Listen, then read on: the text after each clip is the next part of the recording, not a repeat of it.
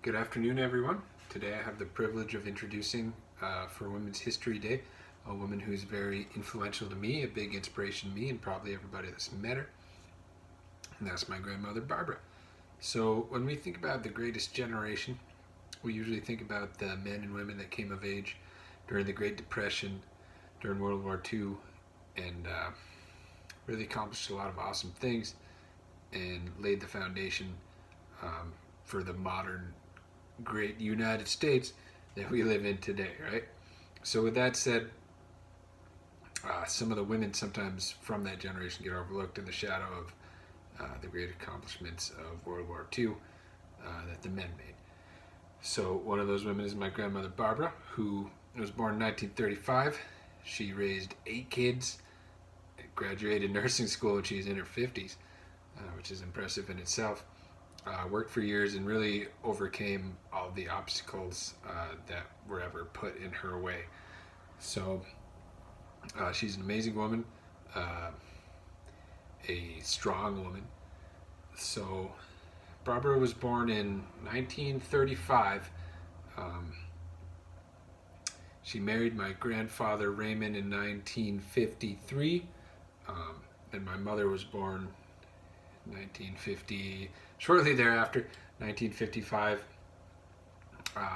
So a lot of her child raising years were spent by herself when my grandfather Raymond was stationed overseas in the army.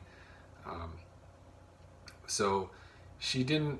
Barbara didn't go to nursing school until she was 55. After she'd raised her 8 kids, right? She wanted all of her kids to be out of high school. My Uncle John actually graduated high school the same year that my grandmother graduated nursing school. So she had told me she printed out a clip out from the newspaper. Asked, "You ever think about nursing school?" But never got around to it, or something to that effect. And she printed out, put it on the refrigerator, and she was afraid to ask my grandfather about it, which is a little bit of a surprise to me, because he wasn't a scary dude, right? I guess she thought maybe he'd think it was silly or something like that. So finally she asked him, "Hey, what do you think about this?" Once my Uncle John, the youngest of the kids, had graduated high school, grown up. He said, "That's a great idea."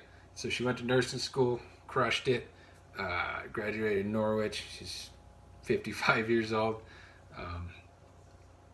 And after that, went on, since all of her kids are grown, they're awesome people. My grandfather unfortunately got sick, and she stopped working to really take care of him, doing the best that she could with that, and she did, and was very strong through all of that. And now she's raised a lot of awesome kids and grandkids and so on and so forth. So with that, my big takeaway from my grandmother's story really is that, to me, it's never too late and you're never too old if you want something to go out and do it, even if the odds are maybe against you, even if people say, question whether you can do that, whether you should do that, whatever have you. If you want it, you can do it. So with that said, there's an old poem that I really like that I think represents Barbara well, and anybody who's really tried to defy the odds against them. So I'll read that to you real quick. So it's "It Couldn't Be Done" is the name of the poem.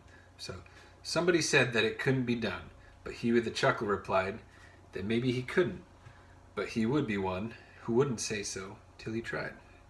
So he buckled right in with a trace of a grin on his face. If he worried he hit it, he started to sing as he tackled a thing that couldn't be done. And he did it. Somebody scoffed, "Oh, you'll never do that. At least no one ever has done it." But he took off his coat and he took off his hat, and the first thing he knew, he'd begun it. With a lift of his chin and a bit of a grin, without any doubting or "quit it," he started to sing as he tackled a thing that couldn't be done, and he did it. Now there are thousands to tell you that it cannot be done. There are thousands to prophesy failure. There are thousands to point out to you, one by one, the dangers that wait to assail you. But just buckle in with a bit of a grin. Just take off your coat and go to it.